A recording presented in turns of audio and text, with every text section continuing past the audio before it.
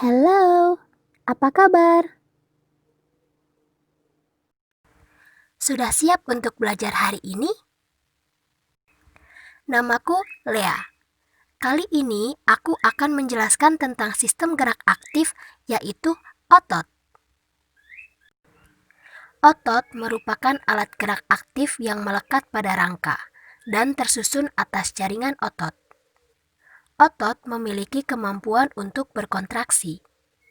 Otot memendek jika sedang berkontraksi dan memanjang jika sedang berelaksasi. Kontraksi otot terjadi jika otot sedang melakukan kegiatan. Relaksasi otot terjadi jika otot sedang beristirahat.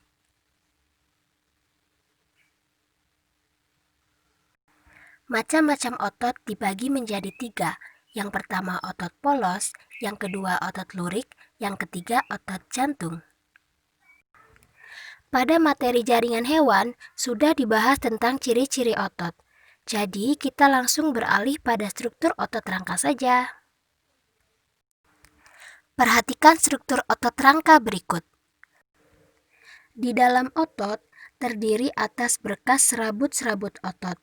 Serabut otot mengandung banyak nukleus.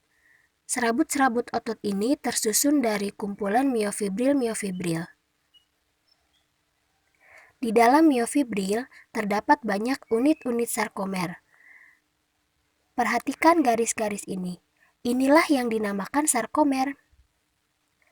Potongan unit sarkomer jika dibuka maka akan terlihat seperti ini. Di dalam sarkomer terdapat filamen aktin dan juga miosin. Mari kita perbesar sarkomer sehingga kita bisa melihat apa yang ada di dalam sarkomer. Di dalam sarkomer terdapat garis Z yang merupakan pembatas antara satu unit sarkomer. Satu unit sarkomer dibatasi oleh garis Z yang di dalamnya terdapat filamen aktin dan filamen miosin. Kemudian terdapat pita I. Pita I adalah daerah terang. Bagian pita ini hanya berisikan filamen aktin. Sedangkan pita A termasuk ke dalam zona H, yang merupakan bagian gelap, berada di tengah. Pita A berisikan bagian yang tumpang tindih antara aktin dan miosin, yang nantinya akan berkontraksi. Kemudian ada garis M yang merupakan garis pusat dari sarkomer. Di dalam aktin terdapat bagian-bagian. Yang pertama, bagian bulatan yang berwarna biru, dinamakan troponin, dan garis coklat yang mengikat atau yang dinamakan tropomiosin. Dan bulatan-bulatan kuning yang berjumlah banyak, ini merupakan aktin yang nanti akan berikatan dengan miosin. Pada miosin, ada yang dinamakan kepala miosin dan ekor miosin. Kepala miosin inilah yang nantinya akan berikatan dengan aktin. Perhatikan mekanisme kerja otot berikut.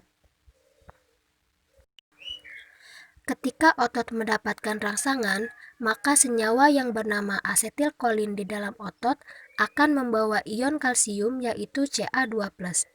Ca2+ akan menempel pada troponin dan akan mengakibatkan struktur topomiosin dan troponin berubah, sehingga situs aktin akan terbuka.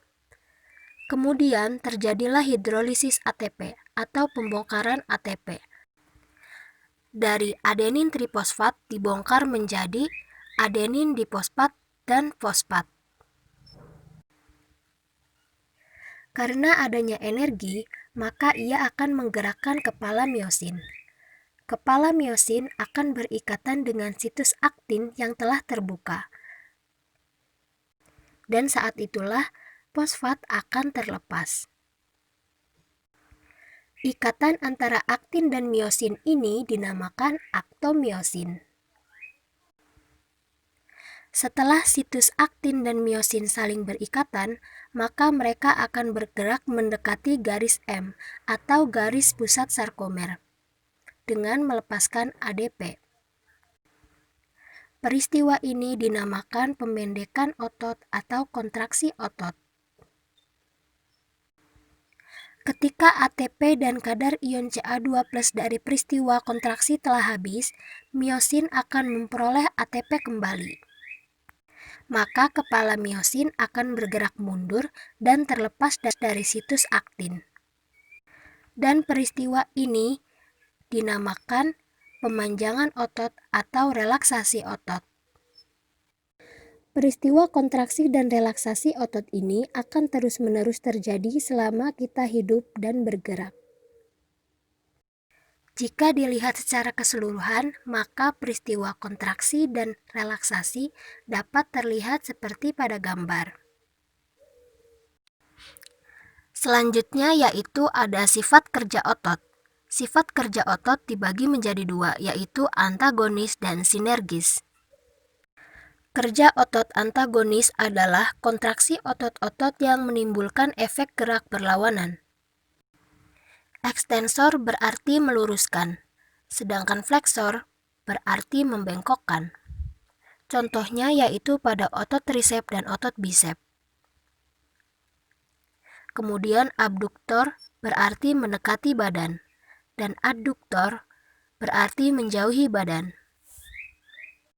Misalnya gerak tangan sejajar bahu dan sikap sempurna.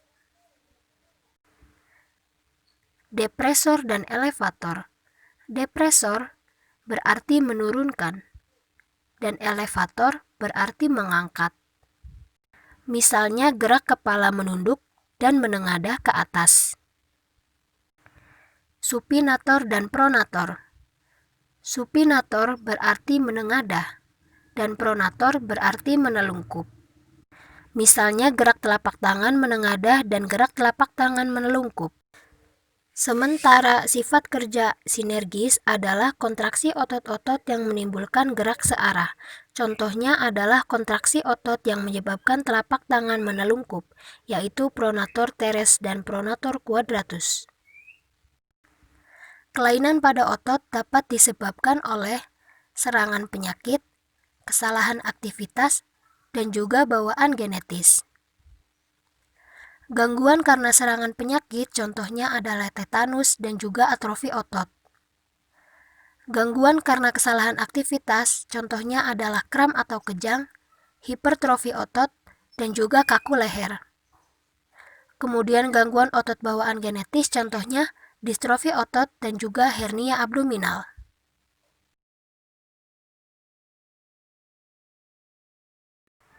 Sekian pembelajaran kita kali ini. Sampai jumpa!